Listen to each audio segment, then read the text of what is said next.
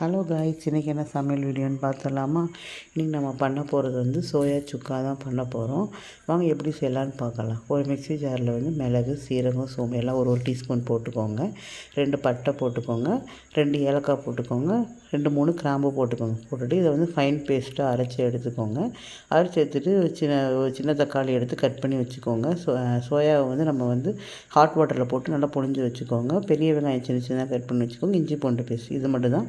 அரைச்சிட்டு வந்த அந்த பொடியும் எடுத்து வச்சுக்கோங்க. சைடில் ஒரு கடாயில் எண்ணெய் ஊற்றி சோம்பும் கருவேப்பிலையும் போட்டுக்கோங்க. போட்டுட்டு நம்ம கட் பண்ணி வச்சுருக்க பெரிய வெங்காயத்தையும் போட்டு நல்லா வதக்கி விடுங்க. வதக்கி விட்டுட்டு இஞ்சி பூண்டு ஒரு ஸ்பூன் போட்டுக்கோங்க. இஞ்சி பூண்டு போட்டு நல்லா வதக்கி விட்டுட்டு நம்ம வந்து ஒரு சின்ன தக்காளி கட் பண்ணி வச்சுருக்கோம் பார்த்தீங்களா, அதையும் சேர்த்துக்கோங்க. தக்காளி சேர்த்து நல்லா வதக்கி விடுங்க. நல்லா தக்காளி வதங்கினதும் உப்பு சேர்த்துக்கோங்க. உப்பு சேர்த்து நல்லா கிளறி விட்டுட்டு இப்போ மசால் பொடியெல்லாம் சேர்த்துக்கலாம்.